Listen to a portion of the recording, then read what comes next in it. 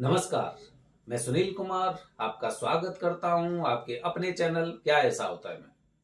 दोस्तों, मांगलिक दोष के लिए हम जो पूजा करना चाहते हैं, हम उस स्थान पर भी पहुंच जाते हैं, लेकिन वहां पर जाकर हम इतने बड़े कंफ्यूज हो जाते हैं कि आखिरकार मैं पूजा कहां करूं।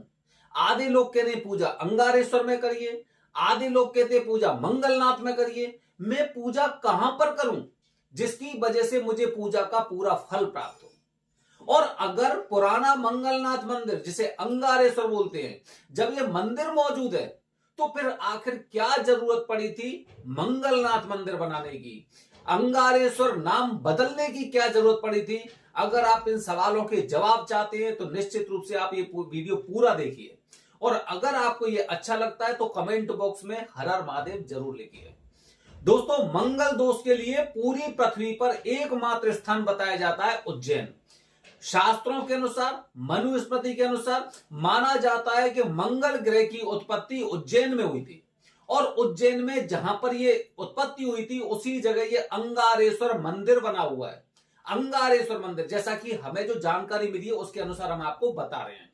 ठीक है, आप भी अपनी जांच पड़ताल करिए और उसकी गहराई में जाइए, क्योंकि जब मैं किसी दोष के निवारण के लिए उज्जैन जा रहा हूं तो मैं उसी स्थान पर पूजा करवाऊंगा जो सर्वश्रेष्ठ है। हालांकि स्थान दोनों सर्वश्रेष्ठ है, लेकिन जो मंगलनाथ मंदिर है पुराना, उसका नाम अंगारेश्वर हमने क्यों रखा, क्या जरूरत पड़ी, और इसके बाद मंगलनाथ मंदिर बनाया, उसका नए वाले का नाम मंगलनाथ क्यों रखा, ये आपको समझना होगा।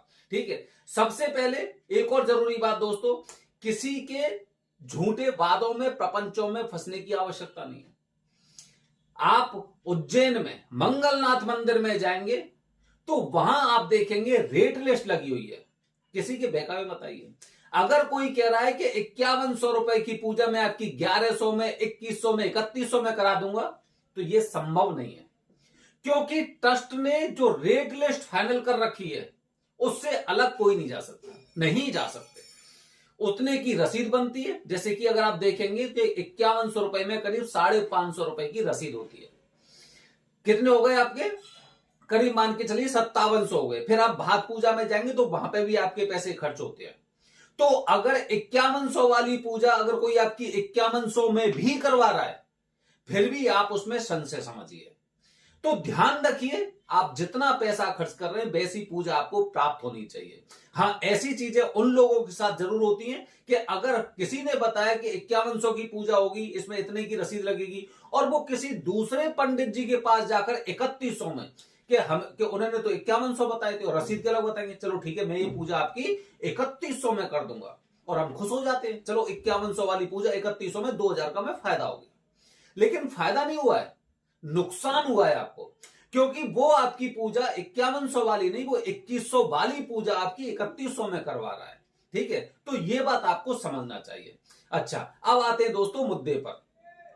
इसमें दोस्तों जैसे कि आप अंगारेश्वर मंदिर आइए, अंगारेश्वर मंदिर देखेंगे तो एकदम जो कहते हैं ना, जो शिप्रा नदी का घाट है, घाट के एकदम बिल्कुल बहुत नजदीक है। और यहां पर बरसात के मौसम में जब पानी बहुत ज्यादा भर जाता था तो यहां पर पूजा करना बहुत मुश्किल होता था, मंदिर डूब जाता था, अक्सर डूब जाता था मंदिर। अब मुझे तो पूजा करनी है, और पूजा करनी तो मैं उस पूजा को कहां करूं, मंदिर में तो कर नहीं सकता, भात पूजा संभव नहीं है, क्योंकि बिना भात पूजा के मंगल दोष की पूजा पूरी नहीं मानी जाती है। तो अब मैं क्या करूं, और जब मुझे समस्या है तो और भी लोगों को समस्या होगी। जितने लोग, क्योंकि पूरी पृथ्वी पर एकमात्र स्थान उज्जैन मंगल दोष के निवारण के लिए, तो ऐसा नहीं केवल आप ही यहां पर आए हैं, पूरे भारत से नहीं बल्कि देश विदेश से लोग यहां पर मंगल दोष की पूजा करने के लिए आते हैं। अब जिस तरह से आपको समस्या हो रही है, उसी तरह से और भी जो लोग आए, अपना समय निकाल कर आए हैं, छुट्टियां लेकर आए हैं, बड़ी दूर से ट्रेवल करके आए हैं, वो भी जब यहां पे आते हैं तो देखते हैं कि जो मंगलनाथ मंदिर है वो तो पूरा ढका हुआ पानी से जलमग्न है।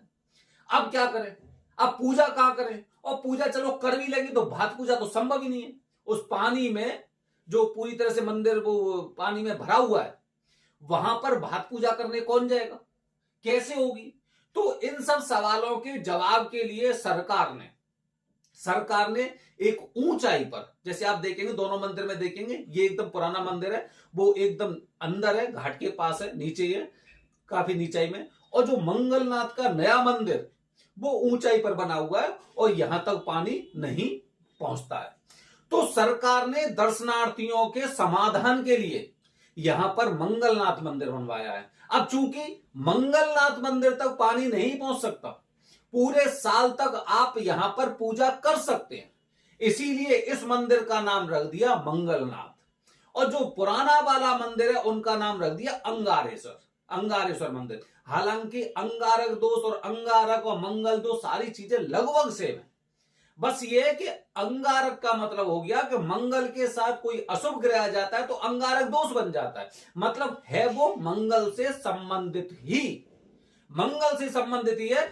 इसीलिए इस मंदिर का नाम अंगारेश्वर रख दिया है, क्योंकि बरसात में, सावन के महीने में जब आप उज्जैन जा रहे हैं और इन केस अगर वो मंदिर भरा हुआ है तो फिर आप ऐसे जब लौट के जाएंगे ना तो आपको बड़ी अंदर ही अंदर से ना बेचैनी होगी कि आपने जो समय निकाला और फिर दूसरी बार मैं कब आऊंगा।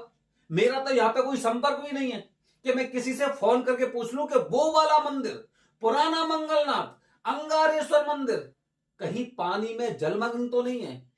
और जब ऐसी जानकारी मिले तब मैं आऊं, हो सकता है मुझे रिजर्वेशन ना मिले। तो इन सब चीजों से थोड़ा सा मुक्ति पाने के लिए मंगलनाथ मंदिर यहां पर बनाया गया है। हालांकि महिमा उतनी ही है, महिमा उतनी है, लेकिन अगर वहां पर जल नहीं भरा हुआ है या फिर वो सॉरी जल भरा हुआ है तो आप यहां पर पूजा कर सकते हैं, बिल्कुल कर सकते हैं।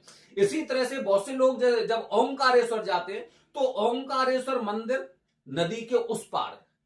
अब उस पार लोग दर्शन करने नहीं जा सकते थे, तो सरकार ने क्या किया, इधर भी एक मंदिर बनवा दिया जिसे बोलते हैं मंगलेश्वर।